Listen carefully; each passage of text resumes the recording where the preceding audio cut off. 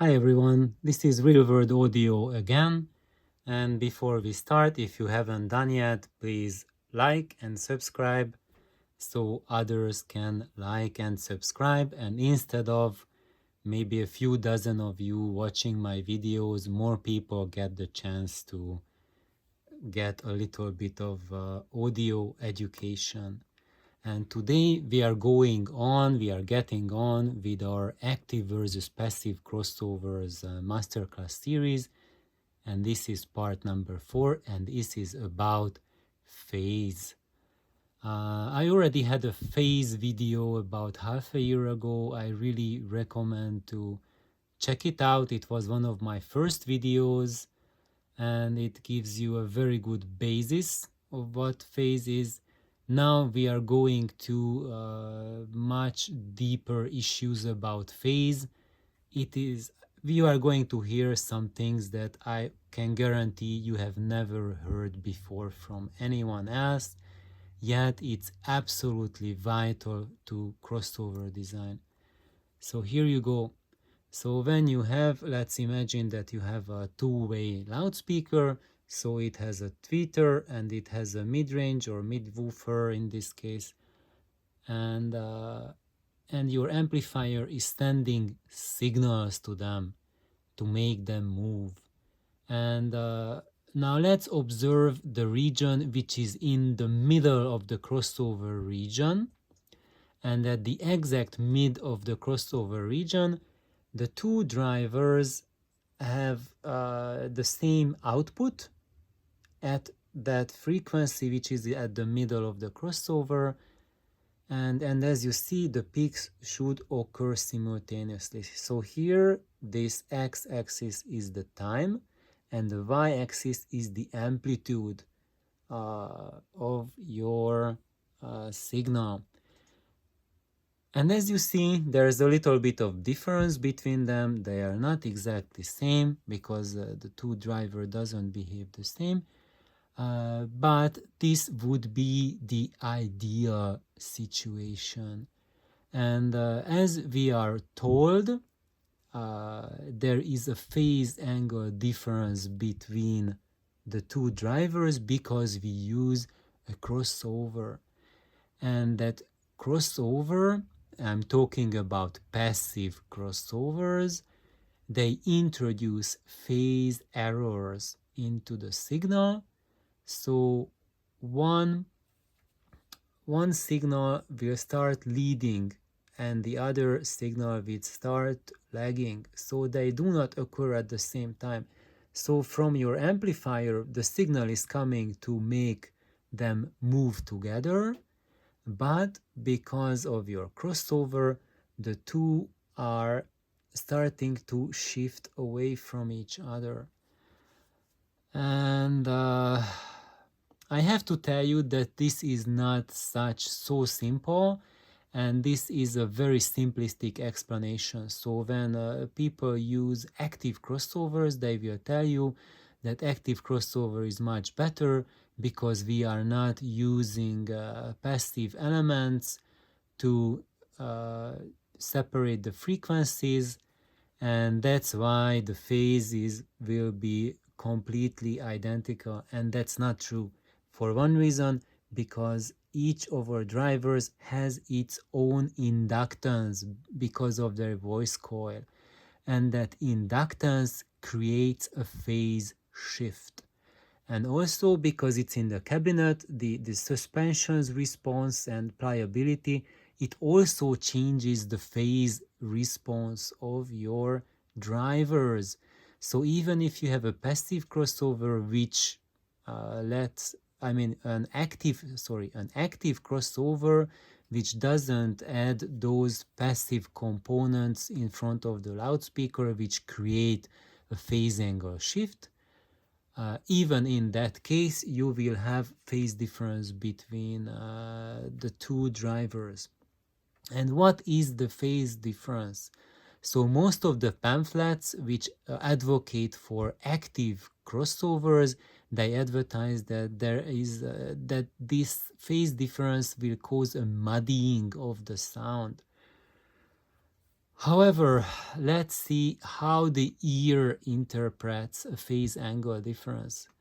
So, when there's a phase angle difference, it basically the ear will process it as an echo of the sound, as an early reflection.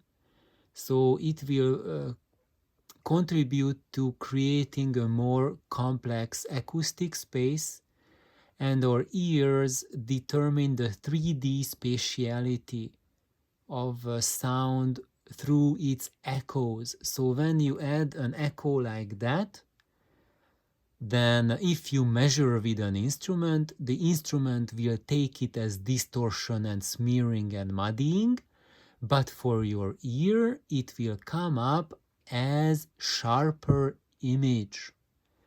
And now I have to really stop for a brief moment, and because this is not the apparent situation for 99% of the passive crossovers that you find in the speakers that you buy from the stores. There you will find that those passive crossover components for the most part do not help with making the sound more precise and sharper. But this is true when those crossover components are poor in quality. And what does it mean, poor in quality crossover component? It means when you have an inductor or a capacitor which does not behave as a perfect inductor and capacitor, but your inductor also has capacitance plus resistance. So it basically, instead of behaving as an inductor and creating this perfect phase shift that will just enhance the imaging of the sound you hear, instead of that, it creates an LCR filter, and that will result in the muddying of the sound. And that's why when you get a better inductor for your crossover, which has lower resistance and lower capacitive component to it, that's why the sound will be so much better. So going back to this situation, if we assume that you have a perfect passive crossover, which means high quality inductors and high quality capacitors, then the effect that your crossover creates is the same effect that you create by separating a point source to a pair of sources. Because when there's distance between the sources of the sound, that distance is also creating a phase difference between the sound waves coming from the two drivers. And that's why there is the effect that when you sit in the sweet spot, then it sounds the best, because as you start moving off center, then you will have different distance and phasing relationships between the two drivers. You have different relationship to the reflections you are hearing from your room, and